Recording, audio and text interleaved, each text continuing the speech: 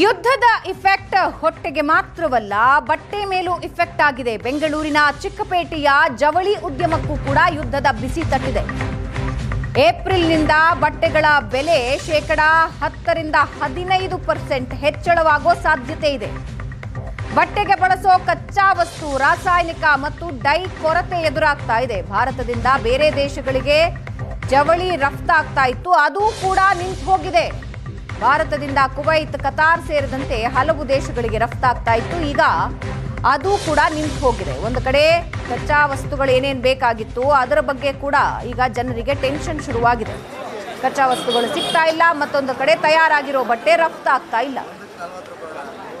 ಜವಳಿ ಉದ್ಯಮದ ಮೇಲೂ ಕೂಡ ಯುದ್ಧದ ಇಫೆಕ್ಟ್ ತಟ್ಟಿದೆ. ಕಚ್ಚಾ ವಸ್ತುಗಳು ಆಮದಾಗಬೇಕಾಗಿತ್ತು, ಆಗ್ತಾ ಇಲ್ಲ. ಇಲ್ಲಿಂದ ರೆಡಿ ಆಗಿರೋ ಬಟ್ಟೆ ರಫ್ತಾಗಬೇಕಾಗಿತ್ತು, ಅದು ಆಗ್ತಾ ಇಲ್ಲ. ಈಗಾಗಲೇ ಹೋಟೆಲ್ ಉದ್ಯಮದ ಮೇಲೆ ಸಿಲಿಂಡರ್ ಬಿಸಿ ತಟ್ಟಿದೆ.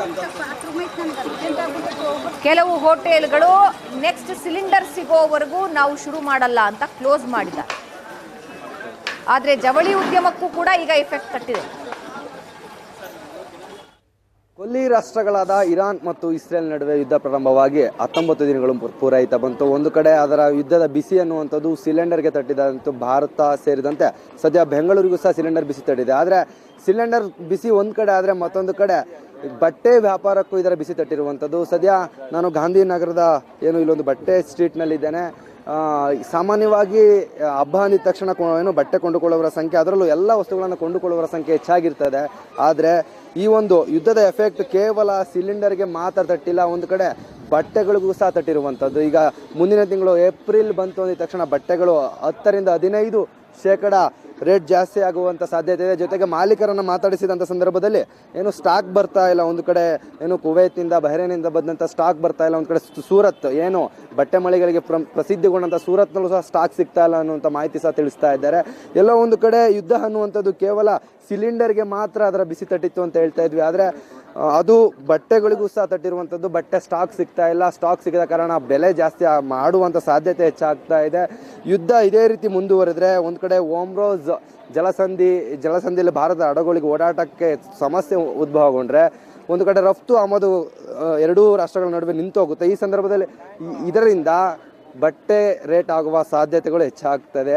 ಅದ್ರ ಜೊತೆಗೆ ಇಲ್ಲಿನ ಮಾಲೀಕರು ಹೇಳುವಂಥ ಮಾಹಿತಿ ಪ್ರಕಾರ ಒಂದು ಕಡೆ ಸೂರತ್ನಲ್ಲೂ ಸಹ ಸ್ಟಾಕ್ ಸಿಗ್ತಾ ಇಲ್ಲ. ಅದ್ರ ಜೊತೆಗೆ ಬಟ್ಟೆ ರೇಟ್ ಮುಂದಿನ ದಿನಗಳಲ್ಲಿ ನಾವು ಜಾಸ್ತಿ ಮಾಡ್ತೀವಿ ಅನ್ನೋ ಮಾಹಿತಿ ಸಹ ತಿಳಿಸ್ಕೊಡ್ತಾ ಇದ್ದಾರೆ. ಒಂದು ಕಡೆ ಸಾಮಾನ್ಯ ಗ್ರಾಹಕರು, ಅದರಲ್ಲೂ ಹಬ್ಬ ರಂಜಾನ್ ಬಂತು, ಒಂದು ಕಡೆ ಯುಗಾದಿ ಹಬ್ಬ ಸಹ ನಡೀತಾ ಇದೆ. ಎರಡೂ ಹಬ್ಬಗಳ ನಡುವೆ ಒಂದು ಕಡೆ ಸಿಲಿಂಡರ್ ಸಿಗ್ತಾ ಇಲ್ಲ, ಮತ್ತೊಂದು ಕಡೆ ರೇಟ್ಗಳು ಎಲ್ಲ ದುಬಾರಿ ಆಗ್ತಾ ಇದೆ ಅನ್ನುವಂಥ ಒಂದು ಕೊರಗನ್ನು ಗ್ರಾಹಕರು ವ್ಯಕ್ತಪಡಿಸ್ತಾ ಇದ್ದಾರೆ. ಸದ್ಯ ಇದಕ್ಕೆಲ್ಲ ಮೂಲ ಕಾರಣ ಕೊಲ್ಲಿ ರಾಷ್ಟ್ರಗಳ ಯುದ್ಧ ಅಂತ ಗ್ರಾಹಕರು ಹೇಳ್ತಾ ಇರುವಂಥದ್ದು. ಕ್ಯಾಮ್ರಾ ಪರ್ಸನ್ ಎನೋಶ್ ಜೊತೆ ಸುಮನ್, ಏಷ್ಯಾನೆಟ್ ಸುವರ್ಣ ನ್ಯೂಸ್, ಬೆಂಗಳೂರು.